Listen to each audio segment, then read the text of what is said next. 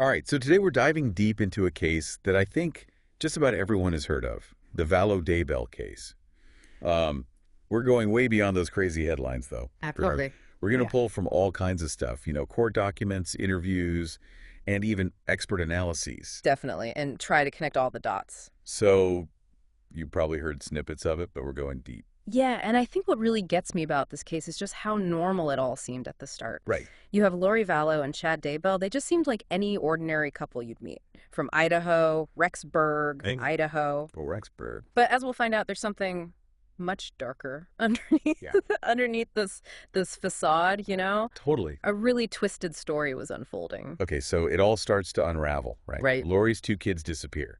7-year-old JJ Valow and 16-year-old Tyle Ryan. September 2019. And I know that you listening out there, you know the basic timeline. But let's go back to those first few weeks of the investigation, when things are first getting started. Yeah, for sure. Because there are some pretty important details that emerge right at the beginning. Oh, yeah, definitely.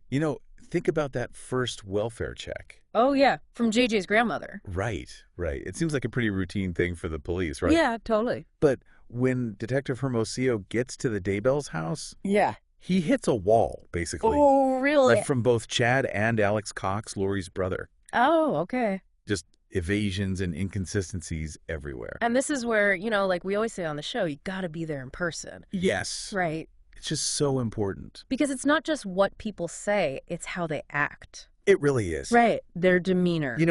Detective Hermosillo picked up on something right away, like a distinct unease from Chad and Alex. Okay. And their stories about where JJ was, they were changing. Oh, wow. And just their body language just screamed deception, big red flag that something wasn't right.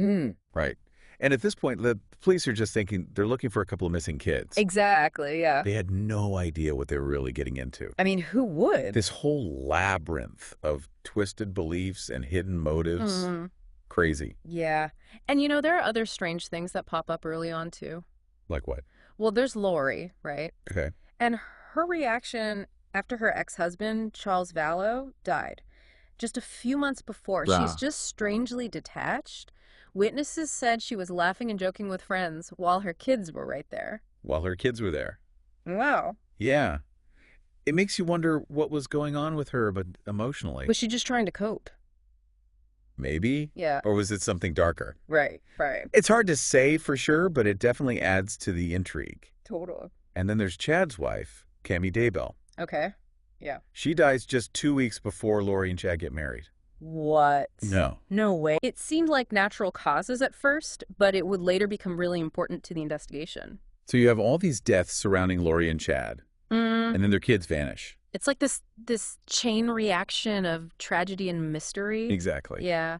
So at this point, investigators are just trying to piece things together. Yeah. But then things change when they start looking into Chad Daybell's writing and teachings.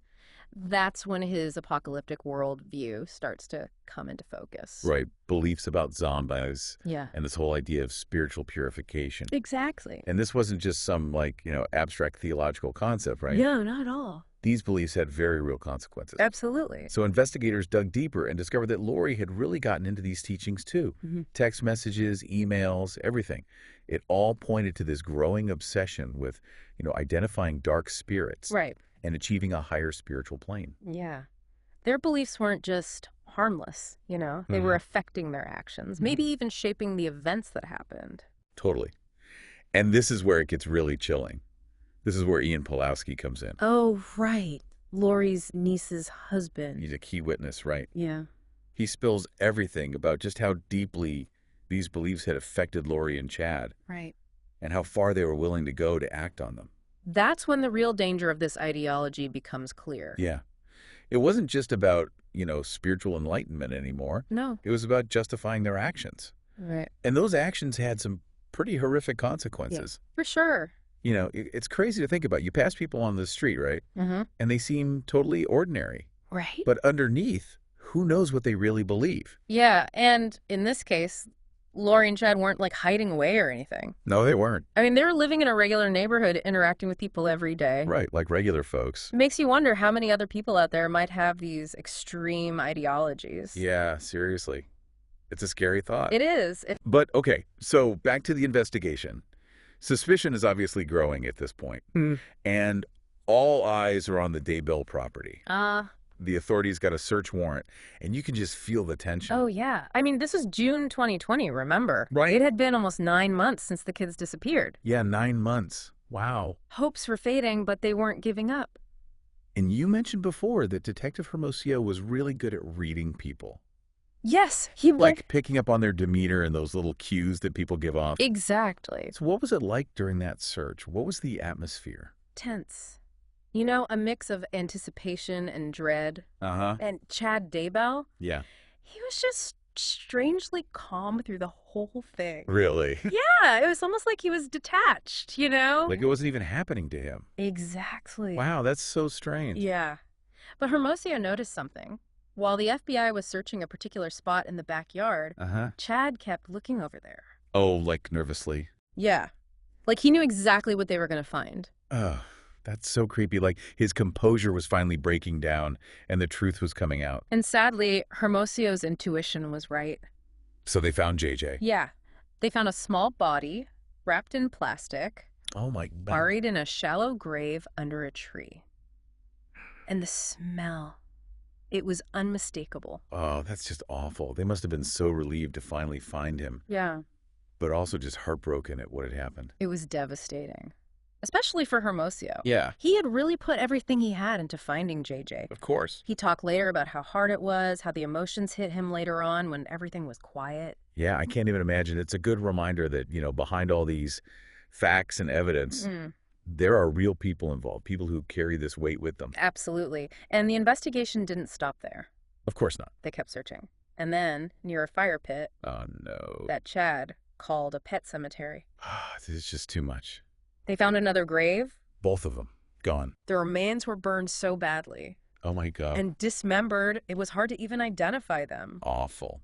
But eventually, through forensics, They figured it out. yeah, it was Tyle. Their lives cut short, and then their bodies just dumped on their stepfather's property. It's hard to understand that level of cruelty. It really is. So we know about Chad's apocalyptic beliefs and Lori's fascination with them. But was that really all it was?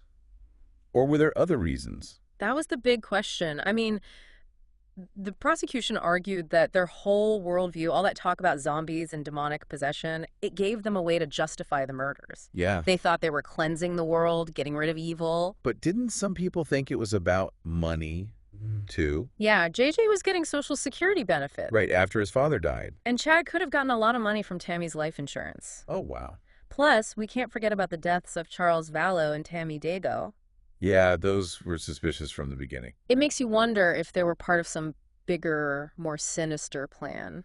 So you have religious extremism, maybe money, and all these suspicious deaths. It's like everything just came together in the worst way possible. Yeah, and then the legal proceedings began and everyone was glued to it. The whole world was watching. I remember. And Lori and Chad, they both said they were innocent, Of course. but their behavior in court was so strange. They just seemed detached, like they were watching someone else's tragedy. You said they acted that way during the search too, right? Yeah. Throughout the whole trial, they were exchanging these loving glances, like they weren't even facing serious charges. And Lori, she kept insisting that her kids were safe, that they'd be back someday. Like they were living on some island somewhere. It was like they had built their own reality where Yes. everything they did was okay. And that's what's so terrifying about this case. Yeah. It shows how far people can go to deceive themselves and manipulate their beliefs. To justify doing awful things. Exactly. I mean, it's just mind-blowing, right? This couple who seemed so normal, Yeah. but they were capable of these horrific acts. It makes you wonder about everyone, like who are these people we see every day? Yeah, exactly. And what's really unsettling is how Lori and Chad took advantage of everyone around them. Oh, absolutely. They used their charm and that image they built up to manipulate people, to Definitely. get what they wanted. It's like evil wearing a mask. Right. But sometimes it doesn't even wear a mask. No, it's just right there in front of you. They even convinced some people that the kids were safe. Really? Like they were just off living some different life, Wow. This case shows how powerful manipulation can be and how strong belief can be even when it's twisted. And ultimately, those beliefs had terrible consequences. Lori and Chad were found guilty. Yeah. Lori got life in prison without parole. Yeah. And Chad, the death penalty.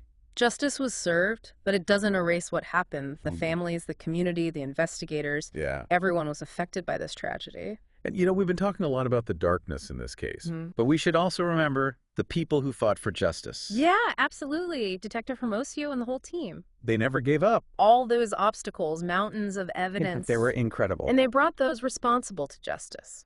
And what about the people who came forward, like Ian Pulowski? Yeah, he was so brave, risking his own safety to tell the truth. Their testimonies were so important. It shows how important it is to speak up, even when it's hard. Because staying silent, that can have terrible consequences. So as we wrap up this deep dive into the Valow Daybell case, what are the key takeaways you think people should remember? I think the biggest thing is that extremism can be anywhere. It can look like anything. Right, and it might not be what you expect. We have to be careful about blind faith, about believing everything we hear. We need to think critically. Exactly. And question what we're told. Look at things from different angles. And we have to be vigilant in our own lives too, right? Pay attention to those red flags. Trust our gut feelings. And speak up if something seems wrong. Because sometimes that's all it takes to stop something bad from happening. And I think this case also reminds us how important it is to protect vulnerable people, especially kids. Yeah, they're so easily manipulated. They need our protection. We have to listen to them. So the Valow Daybell case is a story about a lot of things. Loss, betrayal, the worst parts of humanity. But it's also a story about courage and resilience, about fighting for justice. We hope this deep dive has helped you understand this case a little better. And maybe it'll spark some conversations, get people thinking critically about the world. Because knowledge is power, right? And that's how we fight back against the darkness. Thanks for listening. Thanks, everyone.